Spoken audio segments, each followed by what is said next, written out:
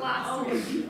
Good morning, everyone. Good morning. Good morning. Welcome to Center for Spiritual Living Morristown, where we celebrate this beautiful idea that no matter what is going on in the world, there is a super rich life happening within our own hearts, our own minds, our own bodies, our own consciousness. And we're here to tune into that more and more. So we know as within, so without. So we allow that to show up in the world outside of us. So welcome those of you who are here today in person. It's always great to get your vibe if you're new, if you're here for the first time. We're so glad. There's all kinds of information over there, and we ask you to pick a free book from our bookshelf. And Eileen will make sure you get a welcome packet. And if you have any questions, let us know. We're happy to put you on our email list, which is, again, all over there. So next weekend, we have this crazy, fun, full weekend. There's going to be Brookside Wellness Fair right here in this room. Is all kinds of movement with the 5 rhythms, yoga, hopefully Tai Chi or Qigong. We're still working that out. I'm doing a mindfulness workshop. And then in the sanctuary at Brookside, there's going to be lectures. In their Friendship Hall, there's going to be all kinds of cool vendors. We have some great children's programs. So what we would love is we would love some volunteers for the day, whether it's to make sure parking is happening or people know where they're going. So if you'd like to volunteer, be sure to sign up on that sign-up sheet and we'll contact you.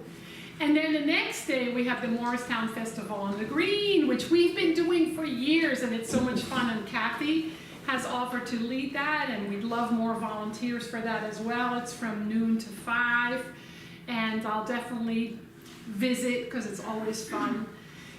And then this week, I am starting a class. I know some of you have signed up for a class. We're looking to have more attendees. It's called Change Your Thinking, Change Your Life, and it's only 5 weeks. It's going to be Tuesday nights or Thursday mornings, and I will make that decision tomorrow. And so if you want to partake of the class, first of all, if you have any questions, ask me, and if you want to partake, please sign up with Breeze, and the flyer is over there, and if you get the weekly email, it's all in there. So check us out on our website where there's all that information and then some. So let us start with our Namaste practice. Namaste is just a Sanskrit word for the divinity in me blesses the divinity in you. So put your hands together and just bow to somebody and say Namaste. Namaste.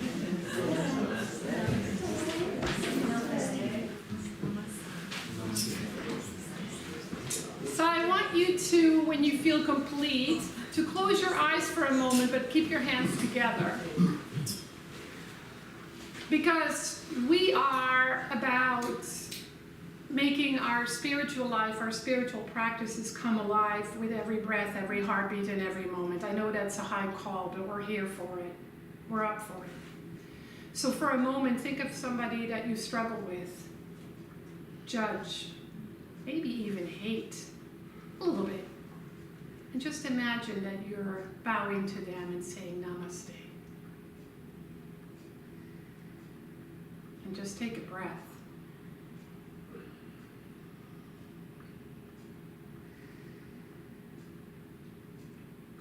Because today, I'll be talking about how we are always invited to take our spiritual practices to a deeper level, especially where we might be challenged.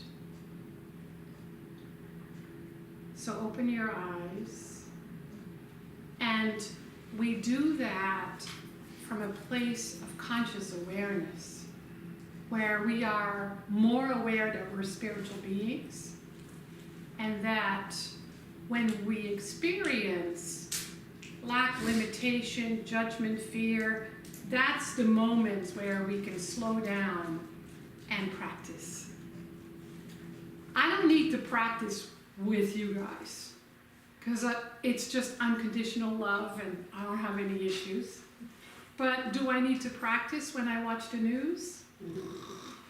Yes. Do I need to practice when I have a conflict with a sibling? Yes. Right? So we explore this teaching and say, where is there room for me to practice some more, to apply it some more? So we explore that today. If you are online, whether it's YouTube or Twitter or Facebook, we are glad you're here with us, whether it's today or any time after today.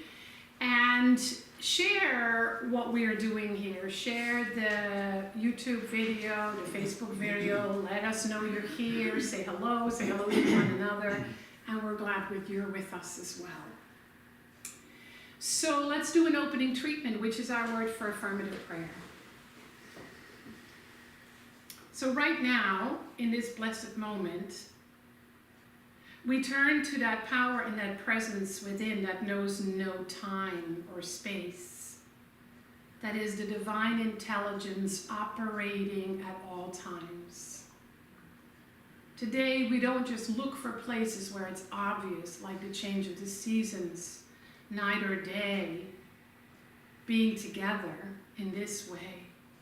But we look for opportunities to declare the truth, not just about ourselves, but each other, life, the world. And no matter how challenging that seems, we simply turn to that divine love, that divine intelligence already within us.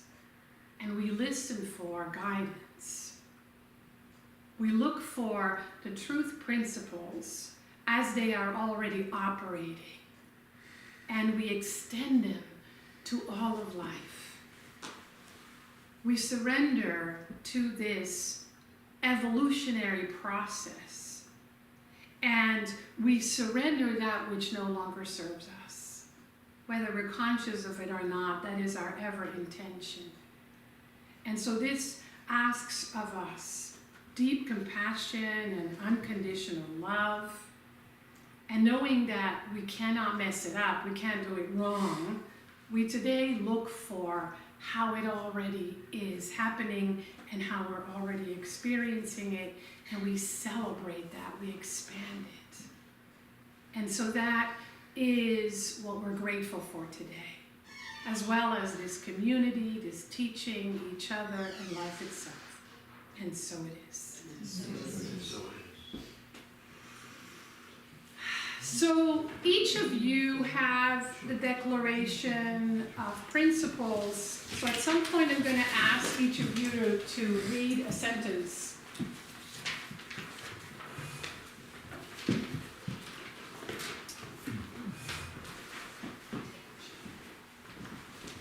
So one of my colleagues, a very long time ago, told a story, and it was to a room of 1,000 people, and everybody laughed, and I think everybody related somehow. I have never forgotten that story. I've probably told it before. Some of you may have heard it. But that story really made sense to me, and it touched my heart. And it's the story about before we came into a physical body. Of course, none of us know whether that's the real story or not, but it felt real to me. And so the story is that we're in the realm with spirit as souls. We don't have a physical body yet, and in our teaching we say the soul of us is the part of us that is the most whole and complete. It's the part of us that is pure, that has never been harmed, never been hurt. It thrives on unconditional, infinite love. And so the story is that these souls are talking to this infinite intelligence, whether you call it God or spirit or whatever, and they were saying, I want to go over there. I want to incarnate as a human being. I want to live on that planet Earth. I am ready to incarnate. And this intelligence said, no, I don't think you're ready yet. Yes, I'm ready. I promise I'm ready. This intelligence says, no, you need to be here a little bit longer because going there is not that easy. It's pretty challenging. No, I want to go. I'm ready.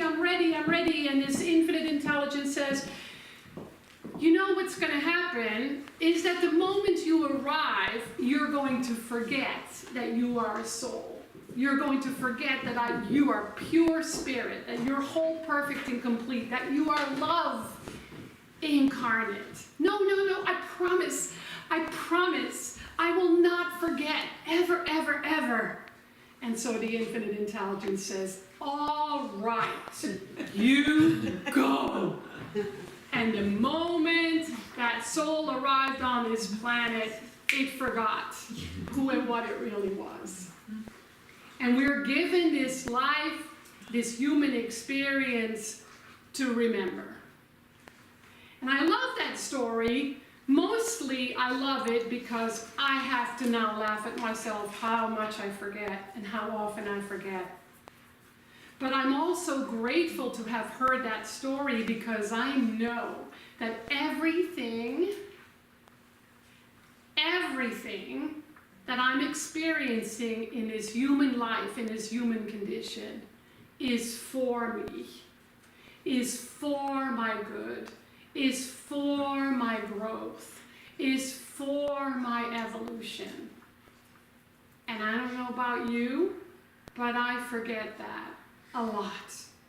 And so my spiritual practices are about remembering. And that asks me to never judge an experience, because in the human experience, as Ernest Holmes says, we have this tendency to be negative, to see the limitations, to be more limited, to look for what's wrong, what's missing, what isn't working. Have you noticed that? Right? I've noticed it. I don't watch a lot of news. I listen to some news on the radio or a podcast, but there is this tendency to say, oh my God, the world is going to hell in a handbasket. What is wrong with people? I mean, how often do you think that during the day? What's wrong with people? Right? So that's the tendency. And we say human tendency because the moment that we incarnate, we have to deal with the world of opposites. And so what that means is that when we incarnate, we are called to a very high evolved task, to remember the oneness of all life, to see the good, to bring the love that we forgot we are, to trust the process. So we told this divine intelligence, no, I got this, I'm good, I'm ready, I can do this. And then we forget. And we start pointing fingers. And we start talking about what's wrong with the world.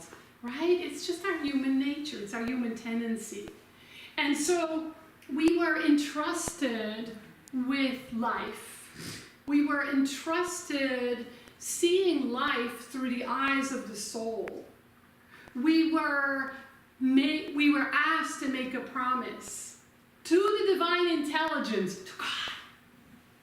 We got this. I know how to do this. I am ready. And so in a way, we're out of integrity all the time when we focus on what's missing and what's wrong. And I think it's important for us to be honest about that, right? There was a time where I would say, well, they're out of integrity, or they're in integrity. Well, so am I. And so what? There are times where I'm more in integrity with my spirit, with my soul, than others. If I can let go of judging that or punishing myself for that, then it becomes a beautiful evolutionary journey. One of expansion, one of ideas, one of creativity. Because see, we're here to remember the real story, capital R-E-A-L. Your and my real story is that we are spiritual beings. We have a soul that is the purest part of our nature that is never hurt or harmed by life because it doesn't view life in that way. We are on an evolutionary journey because we say that our soul is eternal. And so this evolutionary journey has put us here, now, not in Russia, not 100 years ago in Spain. Here, now. And there's a reason for that, because each of us are needed within our evolutionary process. Each of us are needed because we have a unique quality or unique qualities to our soul, to our spiritual development that the world needs right now. And it's not our conditioning. It's not our opinions. It's not our political points of view. It's not our upbringing. We can say those are the stories that matter and I need to work through, but there's always a bigger story, and that bigger story is always a spiritual, soul-filled idea that wants to be lived and expressed. And so we work with these spiritual principles, and we hold that truth. So we're asked to stand in the midst of the chaos in the world, which looks like it's regressing, and hold the truth. Not just for ourselves, but for each other, for our planet, for the world, now, here. Not once you heal from this or that. Now, here. And so that's why we were gifted and blessed with a lot of freedom when we incarnated. And the greatest gift of our freedom is the gift of choice. I don't always use the gift of choice. I sometimes forget that I have a choice. Choice to judge, not to judge. A choice to love, not to love. A choice to see something from a higher perspective. A choice not to. But the power of this teaching says there is a universal law that responds to our consciousness. And so it responds to every choice that you and I make, whether the choices are conscious or not. If I choose to hate a certain group of people, or fear a certain group of people, same thing by the way, or distance from a certain person, certain places, certain things, then what I'm really saying is that it's not a spiritual journey. It's an egoic journey where my opinion matters more than what I'm being asked to evolve or grow or learn or bring as a higher point of view. And so what we discover is that there is that real self, and then there's the false self. We have to think of it not in terms of good and bad, right or wrong, but in terms of what wants to happen in me, what wants to happen by means of me. What is my soul's journey at the moment? What am I bringing to life in a way that reflects truth principles? And so the real self is who you are as a spiritual being, is your spirit. Your real self is the part of you that loves, that is wise inherently, that is already awake and aware. Because the beauty is, I'm not saying anything new. I mean, for almost 30 years, just about every Sunday, I basically give the same message. And nobody says, were you speaking Chinese during your talk? See, because we already know. I'm not telling you, or I'm telling myself, anything we don't know. And so then it becomes about the practice. And the practice is asking us to slow down. What was that? That butterfly? What was that? That contraction in my body? What was that? That fear I felt when I heard this news? What was that that constricted my heart or opened my heart? Is to slow down and to notice it. I think one of the reasons we live in a world of what my meditation teacher calls weapons of mass distraction is because there's something happening in the world that is pulling us away from this truth principle. But because we're on a spiritual path, we have to stay connected to it and keep bringing it in the little corners of our lives. So it asks us to say, oh, the challenges that I'm having are just little flags saying, hey, come over here, slow down, remember, trust, see more clearly, let the fog settle so that love can show the way. It is ways for us to work with these spiritual principles in a conscious way, in a simple way. Remember that the ego mind wants to make it more complex, wants to make it more difficult. But to the spirit, to the soul, it is very simple. The real story is a love story. And so we keep making choices that are for the highest and best. Not just for the highest and best of me and what I think, but for the highest and best of all of us. Ernest Holmes says, life waits on our discovery of natural laws. Our discovery of ourselves and our discovery of our relationship to the whole. Anybody here ever wait for something to change? Yeah, wait for the future to be different. Wait for something to come through, something to happen, right? This clearly says, not that I'm waiting or we're waiting, but that life is waiting for us. Life is waiting for us. And life is waiting for you and me because each of us has a very unique contribution to make to the evolution of life itself in a healthier way. And so each of you have seen the declaration of principles. So I'd love for you to just take a turn and read a sentence. But I want you to pause between each sentence because I will say one or two words. And I'll invite you to take a breath. So read it out so the camera can pick it up. You can post it to Facebook as well. These are the declaration of principles that were created in 1927 by Ernest Holmes, our founder, and made neutral gender. So I'll start, and they'll give you a sense of how we're going to do this. We believe in God, the living Spirit Almighty, one, indestructible, absolute, and self-existent cause.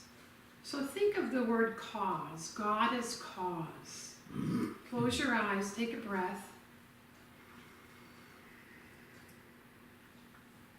And let that just sink in and fall on the fertile soil of your very being. God, Spirit, universe as cause. All right, next. Somebody? I'll do. Yeah. This one manifests itself in and through all creation, but is not absorbed by its creation. Take a breath, close your eyes. All creation, not just some, all creation.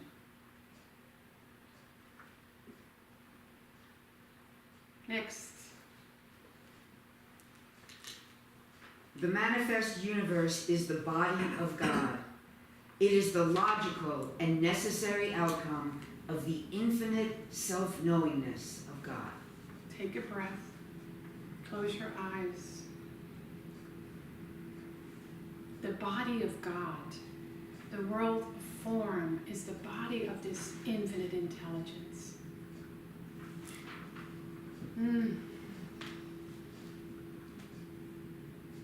All right, next. We believe in the incarnation of the Spirit in all people, and that all people are incarnations of the one Spirit. Close your eyes, take a breath. All people! Wow, all people? Yes. All people.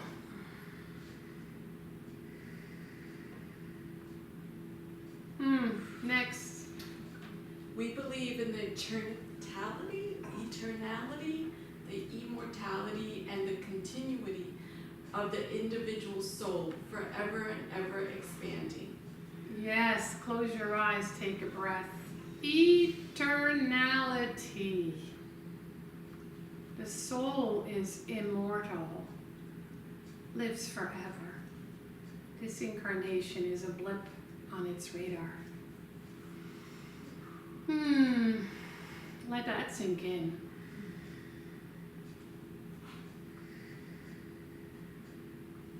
Next. We believe that heaven is within us and that we experience it to the degree that we become conscious of it. Close your eyes, take a breath. Heaven within? What the heck? Yes, heaven within. It's a state of mind available right now for all of us.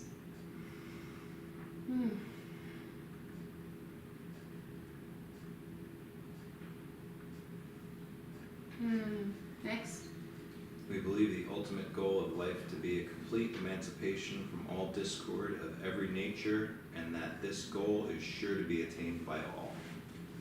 Yes, close your eyes, take a breath. Complete emancipation from all discord. All discord.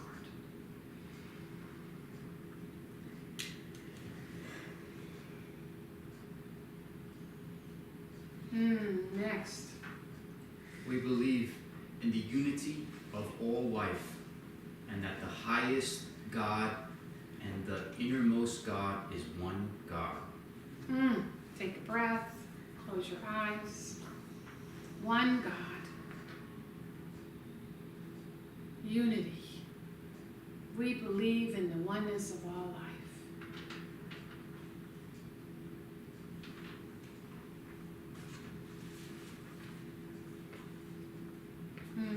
Next. We believe that God is personal to all who feel this indwelling presence. Close your eyes, take a breath.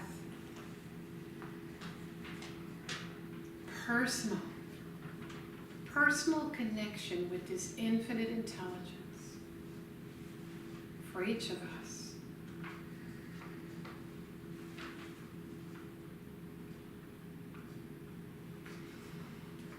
Next. We believe in the direct revelation of truth through the spiritual and intuitive nature of each person, and that anyone may become a revealer of truth who lives in close contact with the indwelling God. Close your eyes, take a breath. Direct revelation of truth. Direct.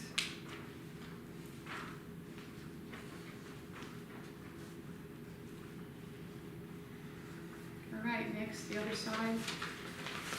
We believe that the universal spirit, which is God, operates through a universal mind, which is the law of God, and that we are surrounded as creative mind, which receives the direct impress of our thoughts and acts upon it. Close your eyes. Take a breath. Thoughts become things. It's the law.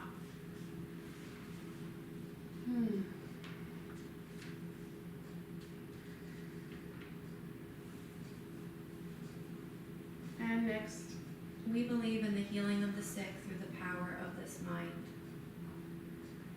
Close your eyes, take a breath. Healing. We believe in healing through the power of the mind.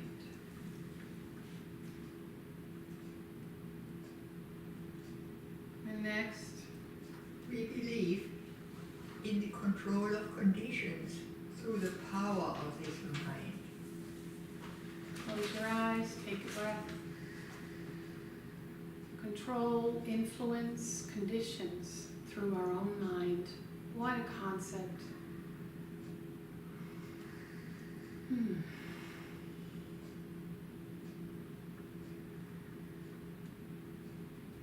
the next one. We believe in the eternal goodness, the eternal loving kindness, and and eternal givingness of life to all. Take a breath, close your eyes. Eternal goodness for all.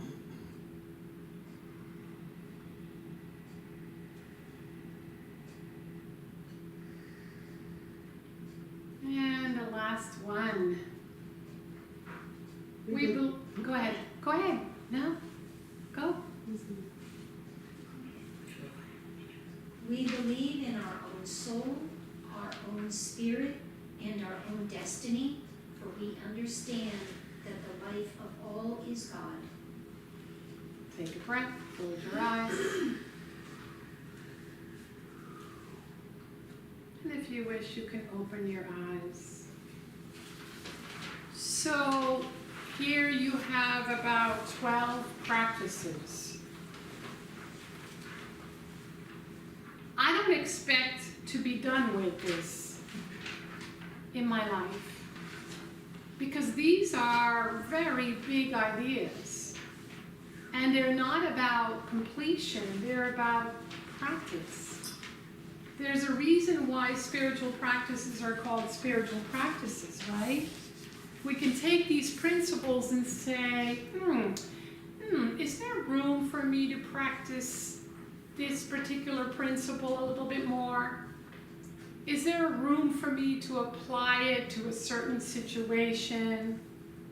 And if we can do it from a place of kindness, goodness, patience, and love, we're going to have a very different experience than if we do it from shaming, judging, guilting, right? Would you agree? Yes. Yeah, so when we slow down, we can notice how we are taking a principle and how we're working with it.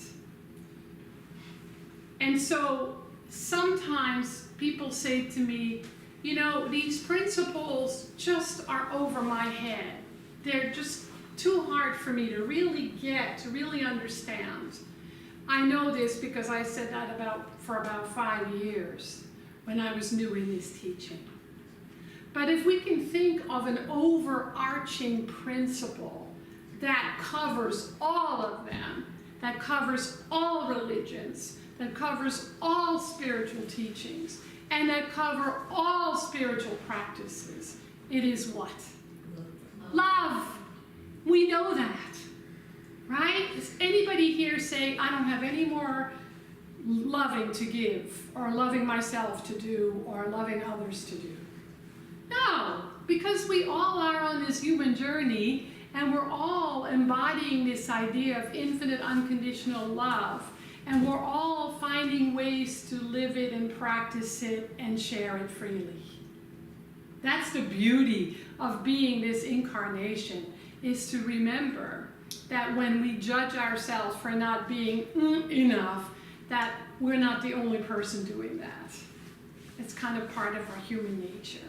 And that is exactly the ground where we get to not only receive and experience more of this love, but to share it and to pass it on.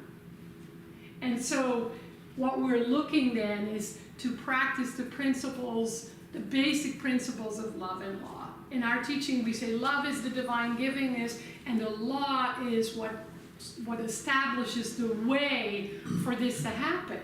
And when we choose that way and when we practice that way, it always comes back to us, because there's this beautiful law of circulation that is taking place all the time. You notice when you've learned to love yourself in a particular area, you're going to experience yourself and your life and your relationships differently. You notice when you decide to forgive someone, that it opens up a realm of possibilities that you've never noticed, thought of, or witnessed before. And so we know that we're always on the receiving end of this divine love. And so the idea is to say, how can I practice these principles in a most simple way? Because that's when the human nature that tends towards the negative can shift. And it doesn't just become this automatic reaction thing.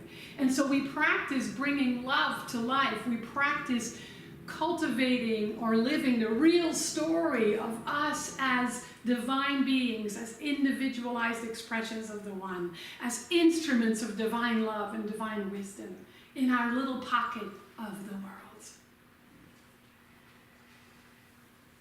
And so we bring that love then to everything that we do, everything we have, everything we say, everything we are. And we're never done. And there are always more opportunities. And so I know that you and I are already evolved souls. And you and I know that not everybody is maybe where we are. Maybe they are beyond us, maybe they're not. But the world knows the awareness of an evolved soul, bringing it to life in the areas of the world where it's needed the most. And we can do this in prayer, in private, in quiet, and in practice. We can do this when we're in traffic, especially New Jersey traffic, when we're working, when we're doing our chores. Remember, we've talked about that this month. When we are in service to others, there are always more opportunities to practice. So we can choose these principles, and we know we need to, especially when it gets hard. We can practice in every moment. We can be a guiding light when we stay tuned in to our own spirit, our own soul. And we can be a healing story. I don't know all of you perfectly well, but I know that each of you are a healing story. It's not just that you have a healing story. I know that each of you are a healing story. That sets the tone. That's an example to those around us. And that's a blessing, not just to you, but to the world. Let's remember that as we close the month of I was going to say November, September, and we explore this theme of loving work in the context of everyday wonder. The next month we're going to a new theme, and in November, our practitioners and I have a special program that's going to be all about gratitude. So let's play a wonderful song by Bob Sima, Laurie's favorite, and just listen to the words and take them in.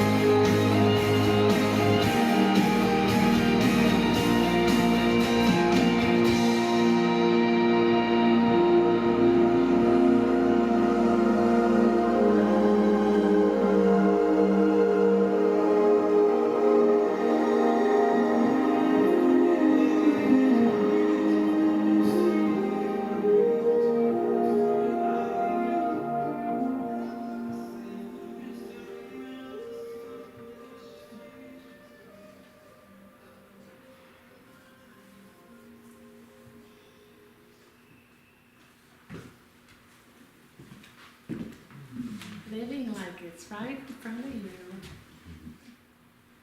So let's take a moment as we close our eyes and just place your hand on your heart if you feel like it. And just let yourself feel this experience of being on a spiritual path.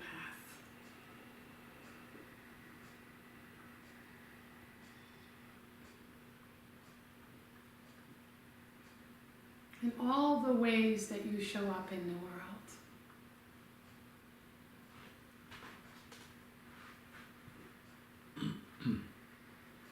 All the ways you give and receive.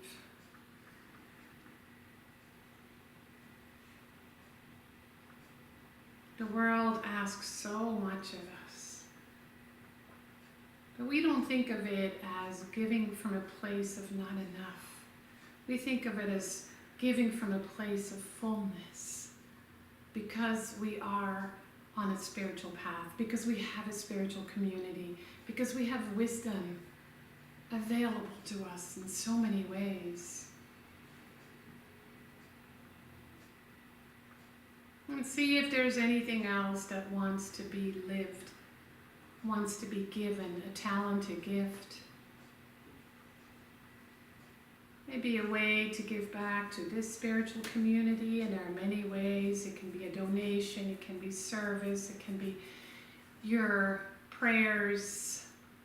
You're holding the highest for our community and its future, all generations to come.